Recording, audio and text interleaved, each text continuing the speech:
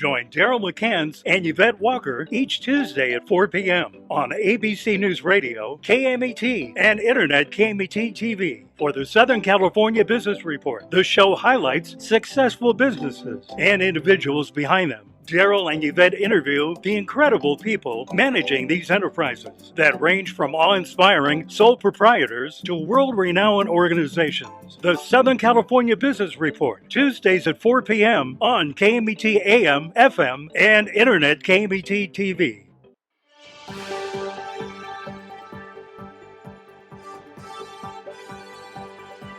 Welcome to KMET 1490 AM ABC News Radio and the Southern California Business Report, a show dedicated to highlighting successful Southern California businesses and the people behind them, with Daryl McCance and Yvette Walker. And now, here's Daryl and Yvette.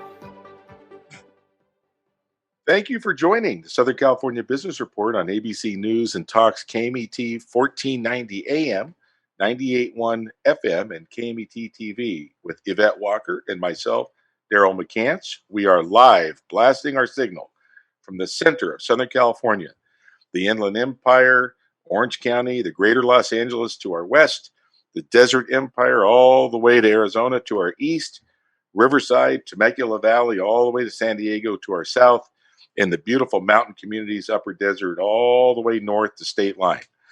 Get us crystal clear live worldwide by going to the Google Play or the Apple App Store and downloading the free KMET smartphone app today. We focus each week on successful businesses in Southern California and the people behind them, serving a local population of nearly 25 million in 10 counties.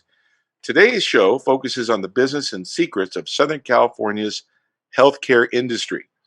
Little secret, two secrets. One is up to 40% of the U.S. economy is dedicated to the healthcare industry. There's so much going on in such an exciting area of the economy. That's why Yvette Walker and I tend to have more guests in this sector than in some of the other sectors because there's so much excitement. And today, a little secret, I don't let the cat out of the bag, but it's going to have a little emphasis on women. So those listening out there that have moms and daughters and sisters and aunts and grandmothers, pay particular attention. We're going to be focusing on a particular area of medicine that really does focus on this group. Before we begin today, a special thank you to our team, Mitch, Bill, and Sean at the station, and our amazing advisory group from UCI School of Business, Bill Morris, Jay Kaplan. Catch his show on Fridays at 3 p.m. every Friday. Camilla Rubio and Diana Cavallo and James Carvin. Special thanks to last week's guest, Ernesto Hidalgo, Executive Vice President of Renaissance Downtowns USA. They are partnered with ICO Group to bring downtown San Bernardino back to outstanding and back to its glory. And if you didn't catch that show, Yvette Walker will share shortly how to go and download that and all the previous episodes. So, as customary, Yvette Walker will introduce this week's special guest. Yvette, the microphone is all yours. Lovely. Thank you so much, Daryl. I am just so excited and so happy to dive into this subject. It's so important. We all need to learn about it. Men, women, everyone.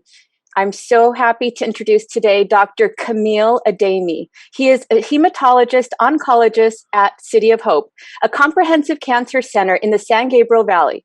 Dr. Adami is well-versed in all blood cancers and solid tumors and has led many clinical trials to find better treatments for leukemia, multiple myeloma, and Hodgkin's lymphoma. His practice is in Upland at one of City of Hope's more than 30 locations across Southern California. Thank you so much for making the time to speak with us today, Dr. Adeimy. Thank you very much for having me, both of you. I want to thank the viewers and listeners for also giving me that opportunity. Oh, we're excited. We're excited. And then the format for the show is we always want to encourage you to go down memory lane before we focus on the particular topic today, which is several topics, but one of them is breast cancer. And we want you to go down memory lane and share with the listeners your story. Go back as far as you want. I mean, you've obviously dedicated your life to medicine. You're a part of this amazing, world famous organization, City of Hope, that we're so proud to have in Southern California and so lucky to have in Southern California. As Yvette said, with 30 locations, making it easier and easier for people to enter into that organization and benefit from all of its features and functions. So let's go into your background. Let's be selfish for a minute. Go back to the beginning. How did you decide you wanted to be a medical doctor and go into that unbelievable commitment, and just kind of bring us forward and let's get to know you a little bit. Absolutely. Well, thank you. I'm of Lebanese origin, but most of my family had immigrated to Southern California. So I fell in love with Southern California as a child, and I think I was blessed by being surrounded by very good role models and very inspirational people in my life. So I was inspired as a kid to become a doctor. It's been a lifelong dream. And so I started out in 2000, 4th of July 2009 is when I landed in St. Louis, Nice. the gateway to the Oh, West. wow. That is amazing. They had fireworks for me and everything. We're so happy that I was Oh, there. So I started out in St. Louis, and believe it or not, I wanted to become a kidney specialist. But then I did the cancer rotation, and I just was inspired by all these cancer doctors who were just phenomenal, so compassionate, and the relationship that they had with their patients was so special. And everybody in my family and my friends were shocked that I wanted to switch and become a cancer doctor. And it was just by leadership and just leading by example. So that's how I started. And where did you study? So I did my internal medicine training at St. Louis University, and then I did my cancer training at Loyola University in Chicago. Okay, well, one of the things that Yvette and we always try to make sure right off the bat, you're allowed to go visit those places in the future, but we need to keep you yes. here in Southern California. You don't have any big ideas about leaving, right? No, no, no. I just bought a house, so I'm Okay, stuck. that's okay. Good, good. So we got you for 30 years. Good. So you Yeah. signed a nice 30-year mortgage note, I hope. No, Mhm. we're so glad that you're here, and so share with us uh, this journey that you're on with cancer. Share with us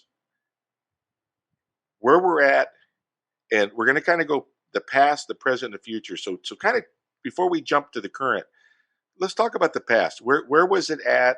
Because the City of Hope is shared with Yvette Walker and I that if you can early detect on all cancers across the board, and they can catch it in stage 1 and stage 2, over 90% can be put into the background as cured or treatable, and it's just so exciting.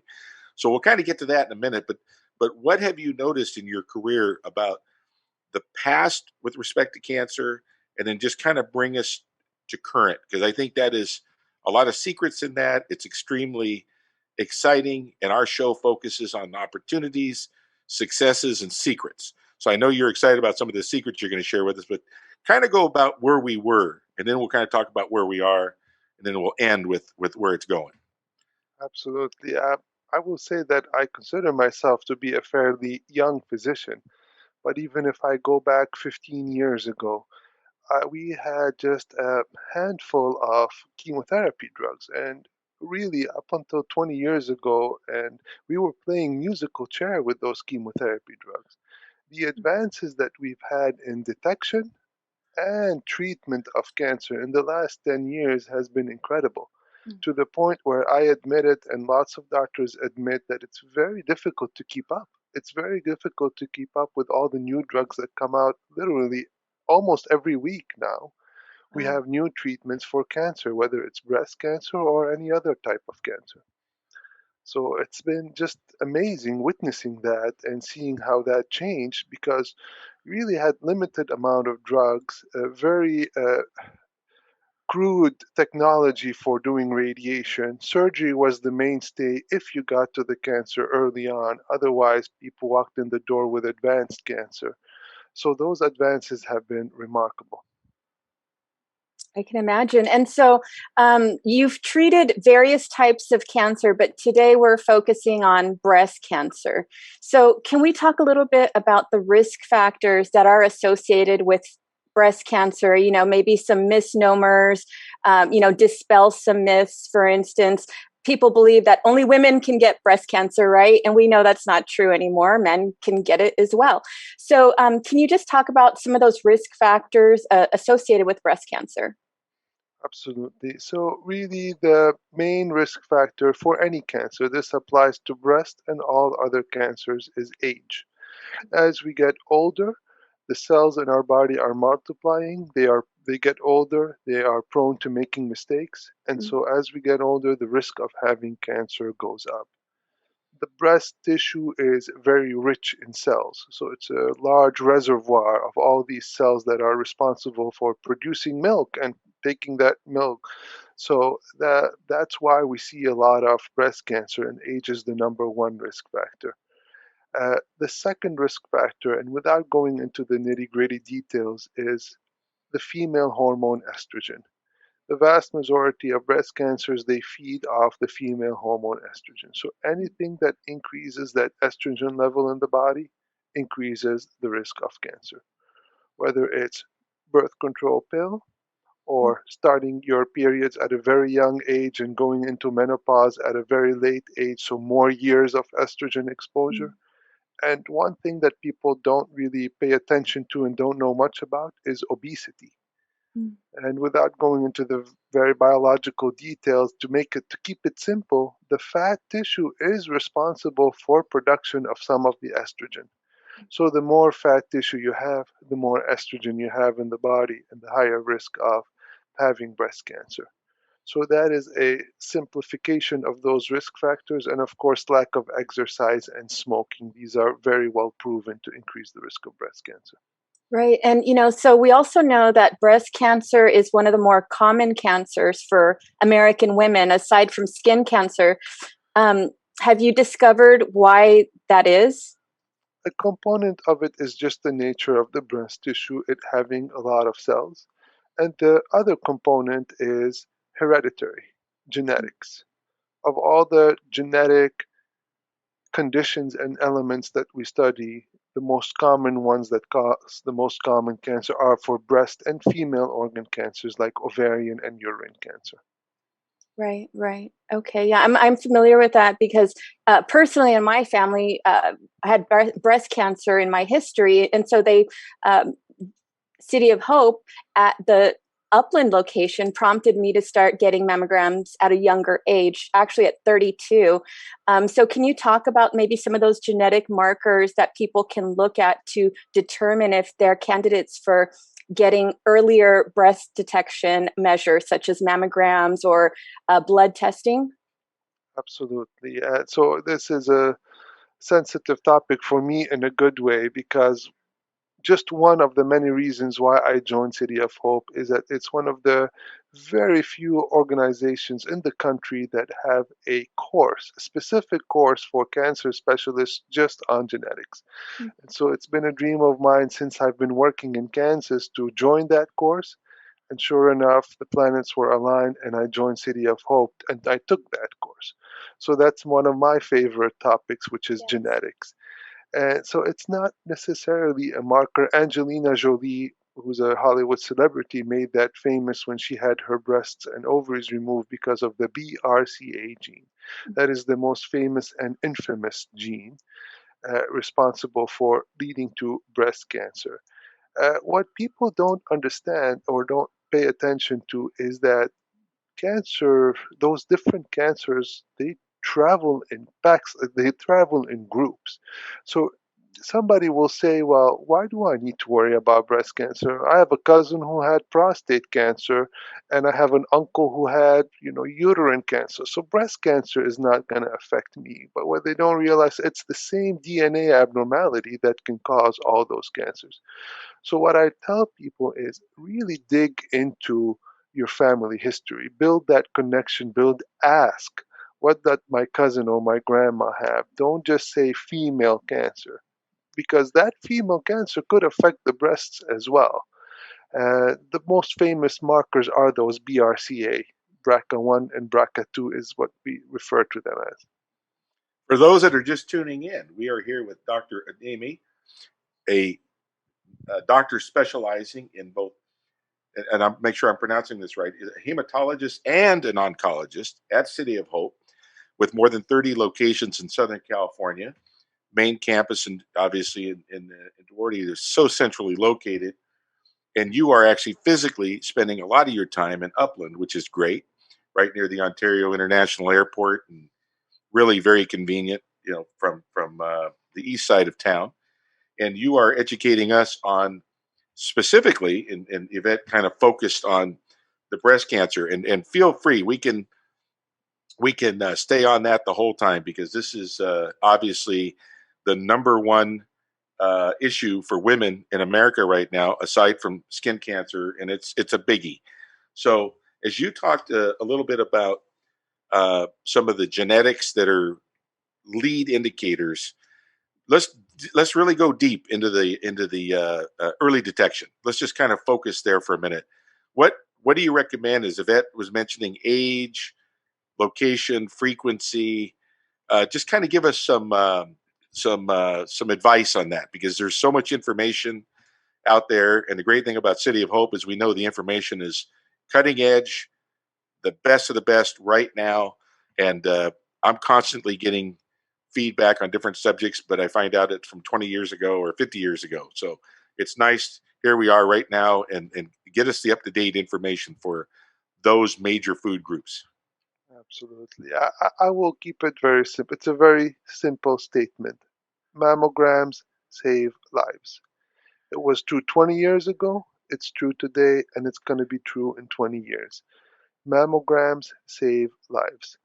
As of today, our recommendation is that every woman starting at the age of 40 should have a mammogram once a year. The Europeans do it a little bit differently. They do it every other year, but the idea is you start early and you commit to that schedule. We know from the data, since we as a community, as physicians, as stakeholders in the community have advocated for mammograms, the vast majority of breast cancer detections have been stage 1 and stage 2. As you know, cancer can be anywhere from early stage to stage 4, which is metastatic. Now, the vast majority that we're detecting are curable breast cancers. I have patients who walk in, they are so sad. They said, "Oh, doc, I've been doing mammograms and now my mammogram came back positive."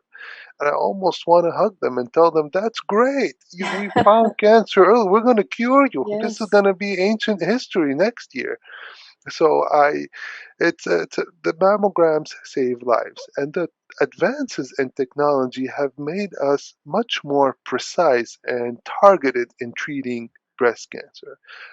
You know, we're doing this talk now, we call it breast cancer, but in my universe, that's not enough. Now we divided, there are so many subtypes of breast cancers. Because of the technology that we have, we can really differentiate. So not all breast cancers are created equally. And so we have the technology today in early stage breast cancer to study that cancer to decide whether somebody needs chemotherapy or not. It's not a given that if you have an early stage breast cancer, you're going to get chemo. That's not true anymore. Maybe that it was that way 30 years ago. But today, we're much more better informed to treat those cancers. And Dr. Adeimy, can you share with us what is different about treating breast cancer versus treating, the multitude of other cancers that can arise, being, colon cancer, skin cancer, various other forms of cancer. But what makes breast cancer patient treatment unique? What makes breast cancer unique is the multi-specialty approach. For a lot of cancers, it's just chemotherapy, good old chemotherapy. For breast cancer, it's not that easy to just say we're going to do this or that. It takes a lot of coordination between people like myself, who are medical oncologists who prescribe chemotherapy, between the surgeons who remove the cancer, between the radiation doctors who radiate to leave no witnesses around. So the successful recipe is when all those three doctors talk to each other. The treatment of breast cancer is a multi-modality treatment. It's a team approach. Right. And how does that compare to other approaches that are out there in Southern California or nationwide. To kind of compare and contrast some of the City of Hope capabilities. Let's brag about City of Hope for a minute, because we know that they are right on the cutting edge. So share with us from your perspective how you compare and contrast that. I will tell you that, I mean, I will share with you small secret. I mean, City of Hope is not just a place where I work. I have two family members who had cancer. One of them did have breast cancer as well, and they got all their treatments at City of Hope. So, and that happened before I even joined City of Hope. So, I know about how they do it as a family member before I knew how they did it as a professional. And what it is, the way things are different at City of Hope is they use their technology. For example, in Upland, we are a multi-specialty group. All three of us are in the same office. We have to talk to each other. We enjoy talking to each other, but we have to talk to each other because we have meetings. Every week we sit down, we put a list of all the new breast cancer patients. Everybody's in that meeting and we review the results of the surgery. We talk to each other before the patient comes in the door to see us. So that's that one coordination. And then we use technology to connect us to the team in Duarte in our main campus, where if a case is really more complex, more complicated, we have access to their meeting, to those brains, if you want. We step it up a notch and we talk to them to coordinate care on main campus. And the third thing that I believe makes us unique and special is our research in clinical trials. I happen to be the champion for clinical trials in Upland, and I will tell you that we have this one study called precision medicine. It's precision medicine, where the patient comes in, they get free genetic testing, and they get their cancer tested for free through that clinical trial, through that funding. And that information is going to help the patient, but it's also going to help the many patients to come after them. And so that multidisciplinary approach, that research, the trials, I believe make us unique and special. I love that. And, I really want to hear a little bit more about those clinical trials and those genetic testing advancements, because I know that is you really love that and that's your pride and joy. So can you tell us a little bit about what some of those genetic advancements and clinical trials look like? Absolutely. I will say this, a lot of the inspiration that we do for treating early stage breast cancer comes from the universe of stage 4 cancer. So, in general, for cancer, when we have new drugs, when we have new treatment modalities, the process is that we start doing the trials on patients with advanced cancer, non curable cancer. And when we realize that that treatment works, we start applying it to early stage breast cancer. So, in the community is where most of the work happens because that's where most of us live. We live in the community, we don't, live in special cities. So, we are trying in the community to use drugs like immunotherapy, which we know now work for advanced stage 4 cancer. We're trying to see if immunotherapy works to shrink a tumor before surgery. We have a study for that. We have immunotherapy after surgery to lower the risk of the breast cancer coming back. We have chemo pills that we use for stage 4 cancer, and now we're looking at using them after surgery, again, to lower the risk of the cancer coming back. And these are concrete studies that we have in Upland and many of the City of Hope locations across the clinical network. Wow. And so these are treatments that are developed and aimed specifically on a genetic level to treat these cancers. Is that what you're sharing with us? That is correct. We study the cancer. We realize that it has a certain marker or a certain DNA abnormality. And we say, okay, this matches up with this drug that we have. And we're going to do that match and see if that helps.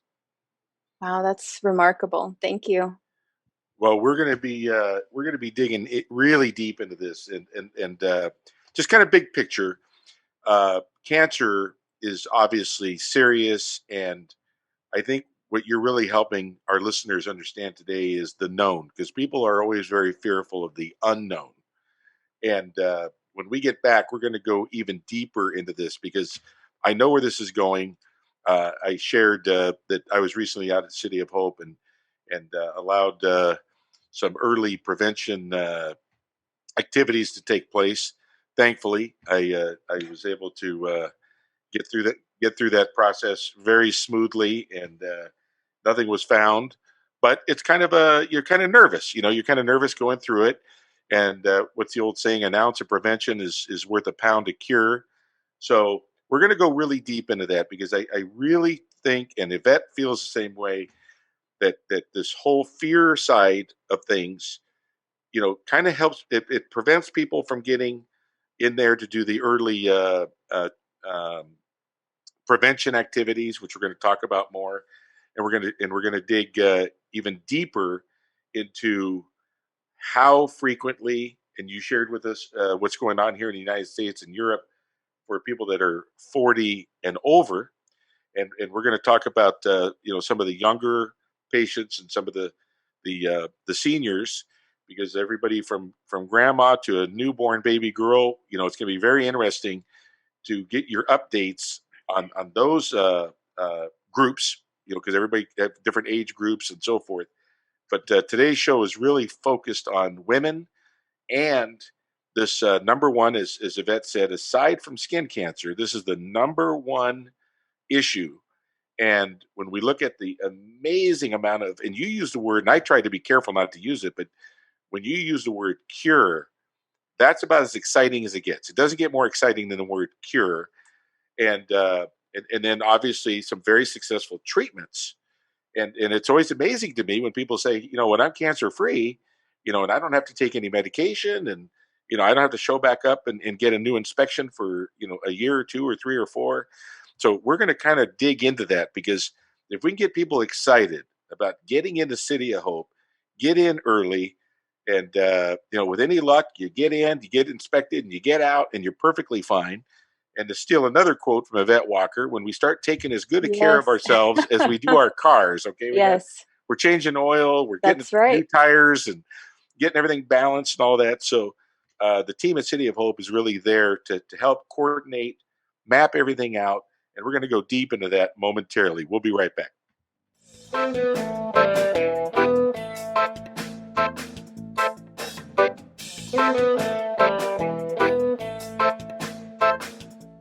The University of La Verne is rated first in California for alumni satisfaction. Learn more about accelerated programs offered online and on campus in La Verne, Irvine, Ontario, Burbank, or College of the Canyons. Visit go.laverne.edu. The University of La Verne. go.laverne.edu.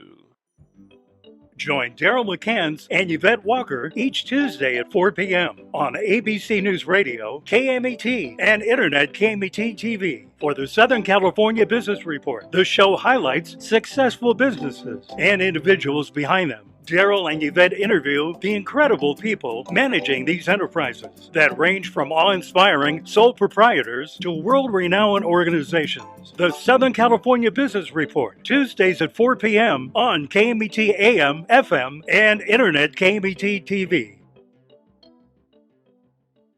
Take KMET 1490 AM with you everywhere you go by downloading our free smartphone apps found on the KMET website, KMET1490am.com. You can also go to the Google Play Store or the Apple App Store on your phone to download the free app. Now you can listen live or play any of your favorite programmers' podcasts using your smartphone. Go to KMET1490am.com and download your free phone app today. Being sued and don't know who to turn to? The insurance company won't defend you and your family in a lawsuit? Stress no more. Call the Walker Law Group. We are the law on your side. Just call 909-989-3200. 909-989-3200. Ontario International Airport is on to a better way to fly with over 65 daily non-stop flights to more than 20 major destinations and the easiest airport experience in Southern California. Visit flyonto.com/Ontario to learn more about Ontario International Airport today.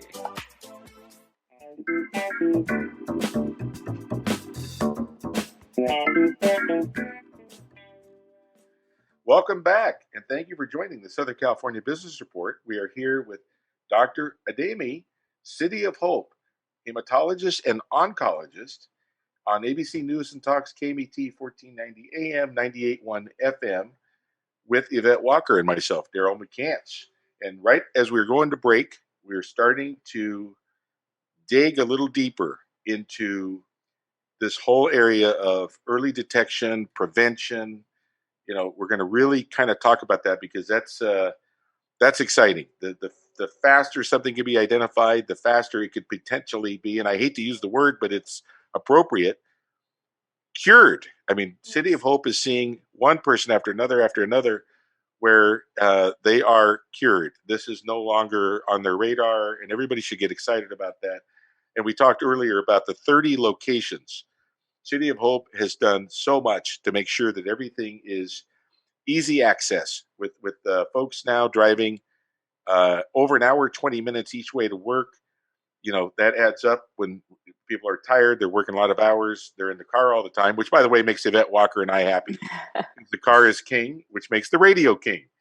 And so we love that. But on a serious note, the fact that it's so convenient, and making an appointment at City of Hope is as easy as going to cityofhope.org, and you put in your zip code and you can make an appointment. It's designed to be easy, friendly. I just went through the process myself. Yvette's been enjoying City of Hope Absolutely. as well. So well done. Absolutely. And you know, right now it's just the easier things can be, it's always appreciated. And to be tapping into something that is an amazing, world-renowned, comprehensive cancer center, you know, it's a big deal. It's a big deal. So let's kind of dig deep, and let's go into. You mentioned in Europe and in the United States, you know, once per year is your recommendation for over 40. Let's talk about the other age groups. So if you're, for example, if your family has a history, as Yvette was saying, that with breast cancer, uh, if somebody's a teenager, if somebody's in their 20s and their 30s, and then we'll step it up: 50s, 60s, 70s, 80s, 90s, 100. You know, I have a 94-year-old I have coffee with that plays 3 rounds of golf per week. He's driving right to the coffee shop. It's unbelievable the condition this gentleman's in at 94. So let's just kind of take the whole gamut, have fun with it, because you've made it motivational that this early detection is so critical. So let's talk about those different age groups so that we don't leave anybody out.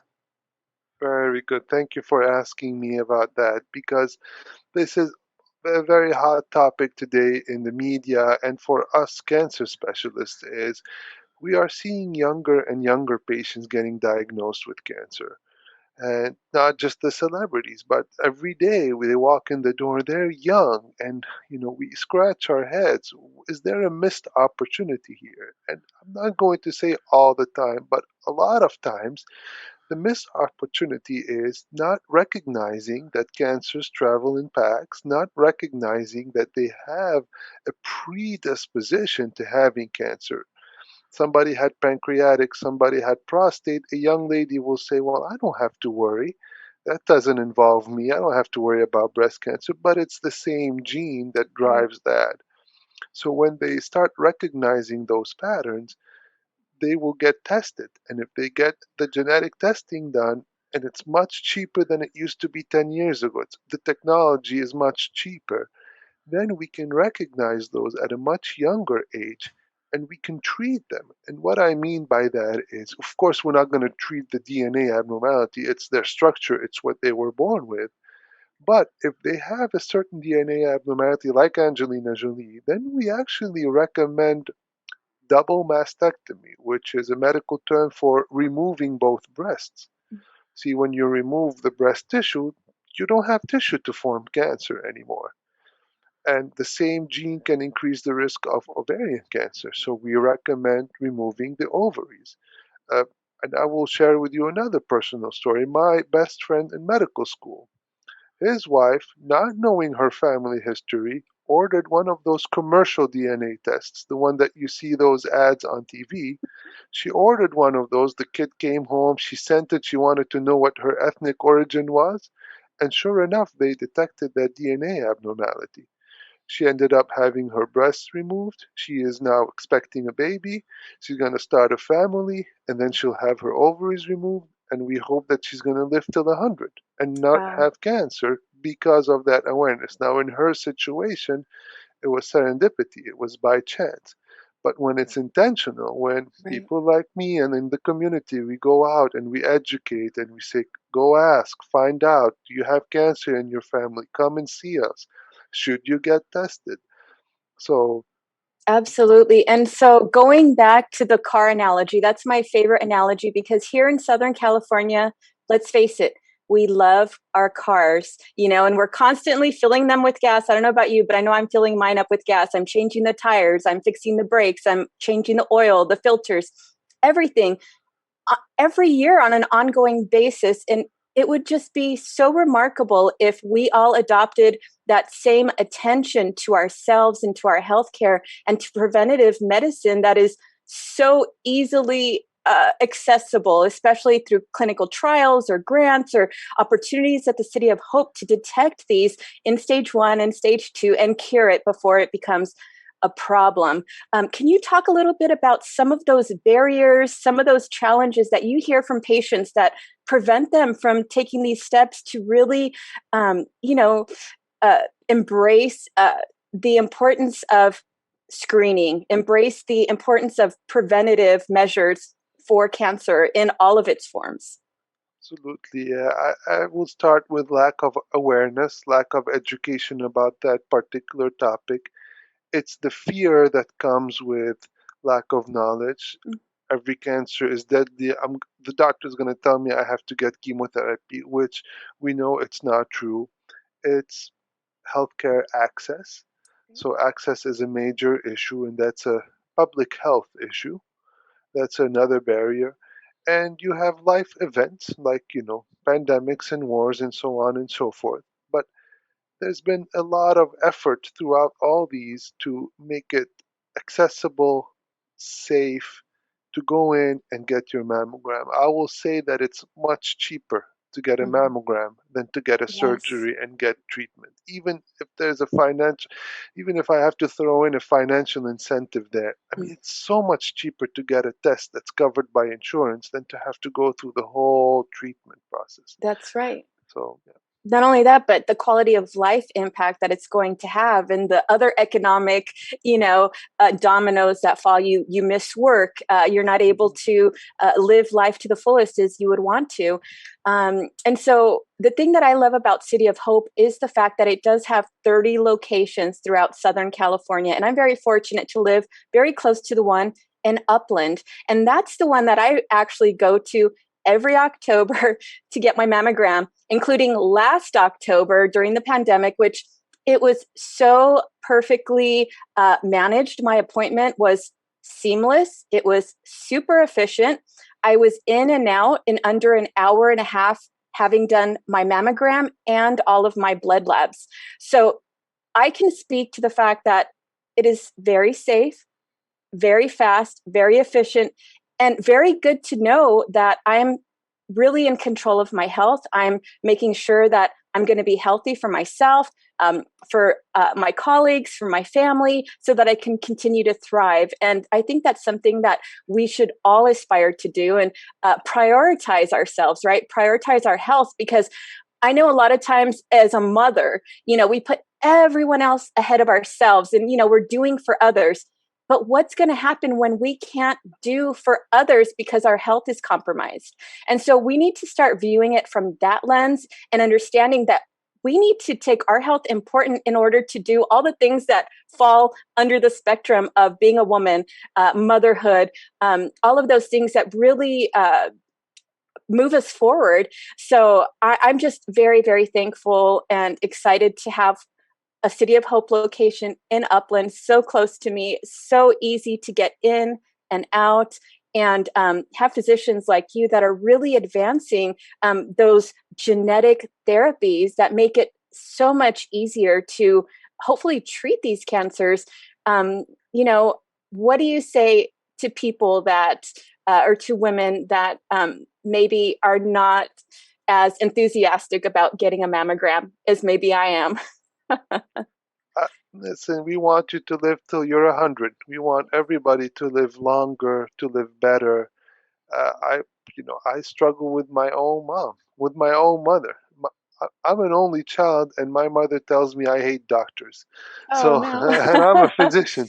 So, but I mean, it's a struggle to push. There's a lot of fear. I mean, with the advanced technology, it's not as painful as it used to be. It's not as it's just so much smoother, so much easier to get in, and it's just the living longer and living better and avoiding suffering and pain, I think, is the most important incentive for We, anybody. we've enjoyed your colleagues we've had on, and Dr. Yuman Fong had mentioned to his family and kids at City of Hope, we want to make things less invasive and get more cures. That's it. Less invasive and more cures. And we all have that little doubt in the back of our head that makes us hesitant to get in and get the early treatment that Yvette's talking about. And that's so critical. I think you have done a great job at making that point clear. And so let's get into some secrets.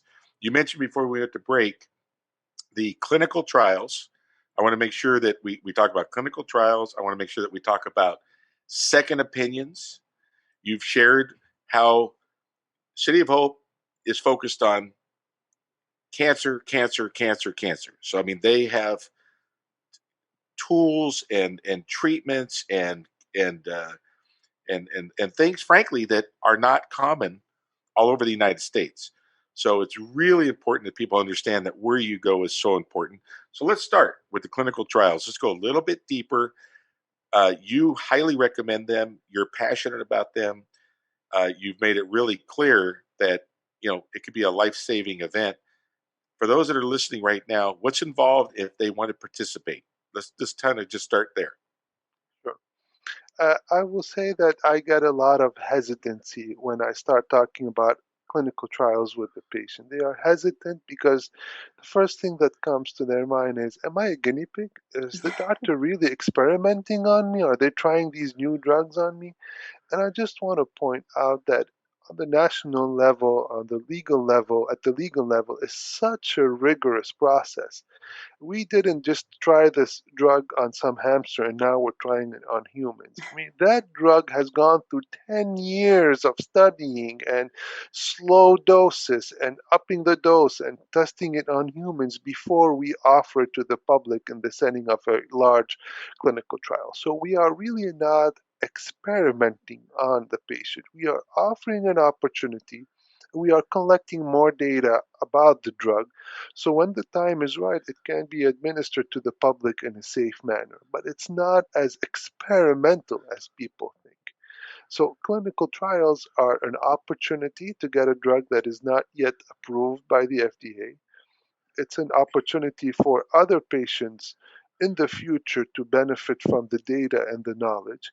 And it's a very rigorous process. I mean, we have a team of 4 nurses here on site that will talk to the patient from A to Z and go over every single step. It's such an informed process. I mean, you don't sign your life away. I mean, we give you a document, you have to go home and think about it. You're not allowed to sign it the same day. You have to go, think about it, read about it, do your research, and come back. So it's such a rigorous, and City of Hope takes that process very seriously. I mean, they're very serious about it, very strict about making sure that that consent is really informed before patients get on a study. I love So it. And going back to the genetic front, can you talk about maybe what's exciting to you in those studies and those clinical trials that you're conducting? What's exciting is that we are discovering genes by virtue of these studies. We are doing what I refer to as the shotgun approach. We study all of the DNA genes. And City of Hope has a special relationship with special labs that cover a lot of broad genes.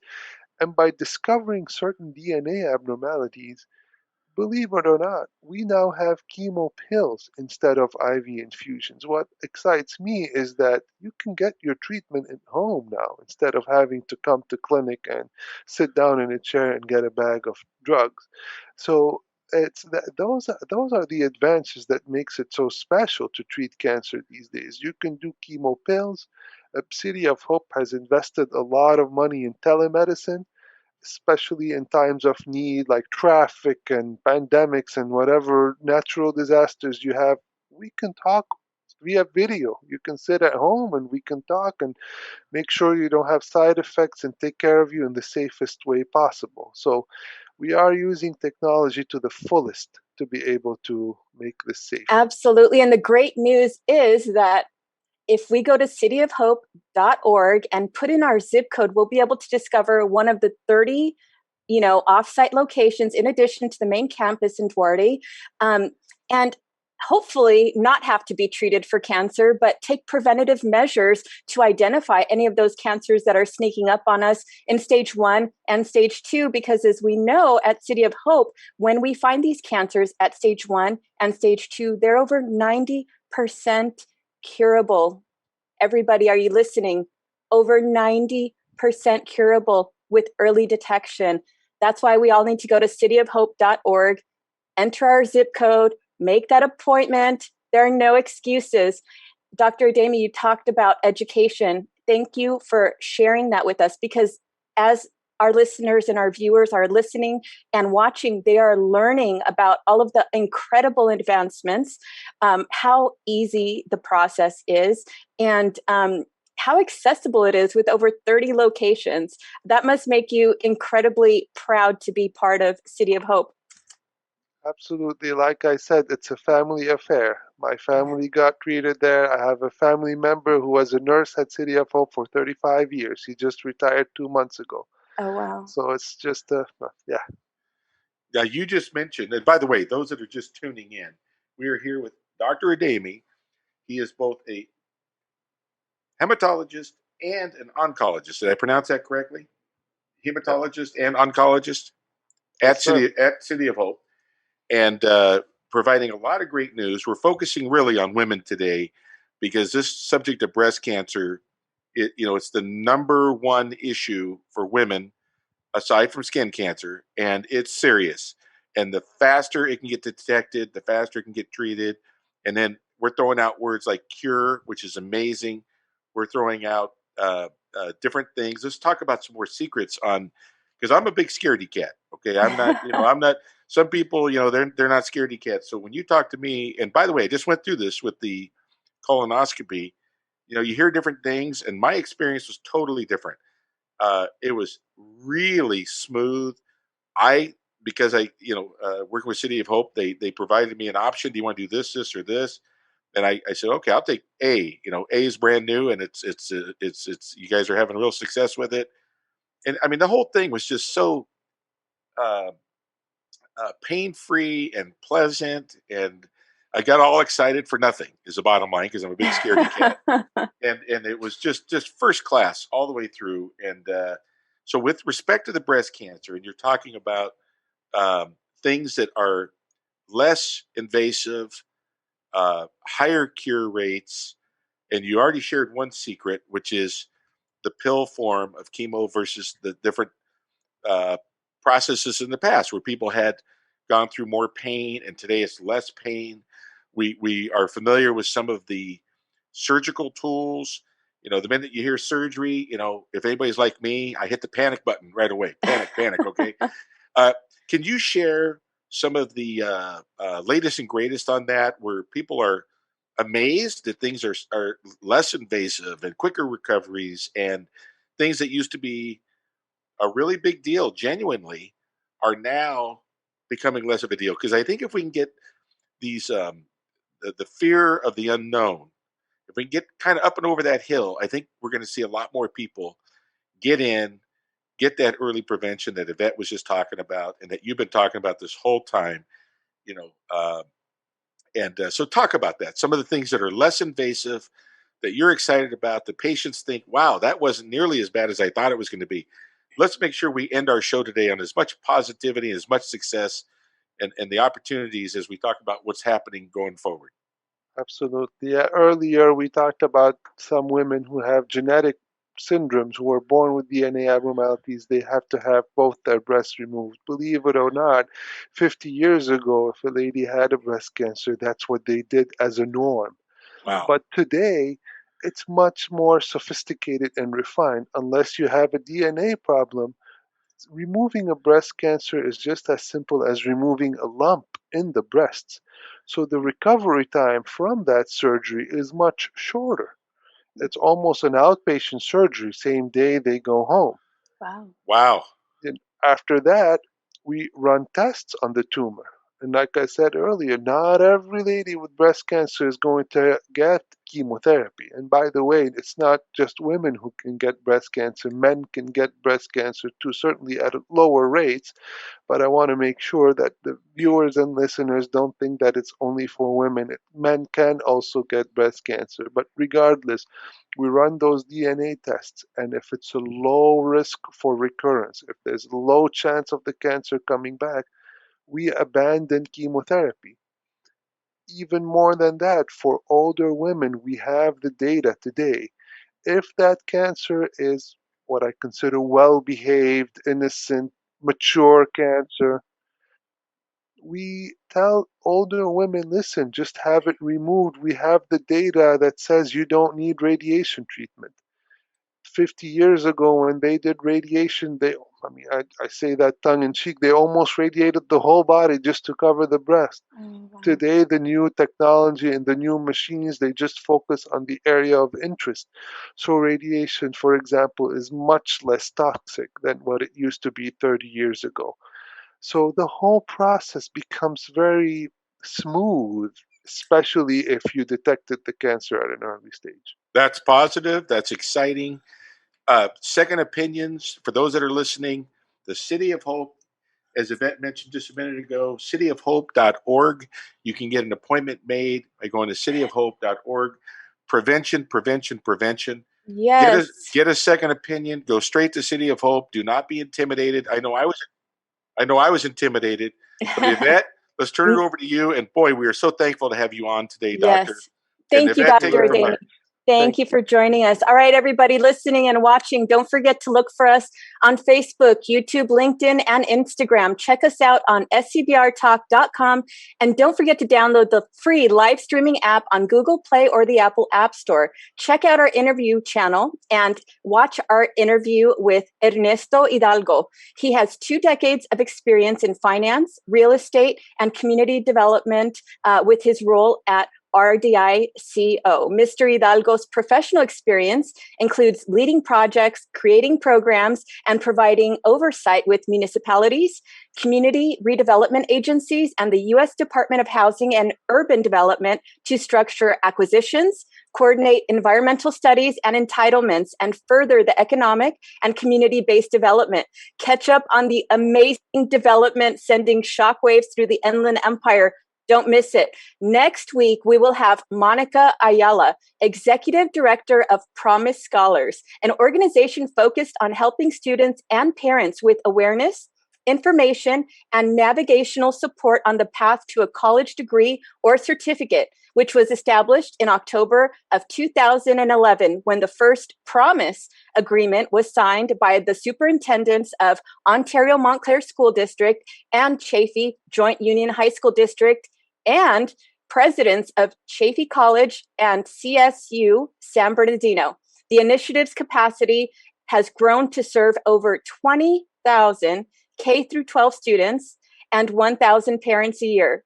There's amazing work being done through Promise Scholars with their staff and team of AmeriCorps members, 35 school sites, colleges, partners, businesses, and organizations, volunteers to share their college knowledge and encourage an academic mindset for our students. The Inland Empire United Way and the City of Ontario are also 2 very important key partners to make sure that the work happens. So everyone, please remember to tune in next week. Don't miss it.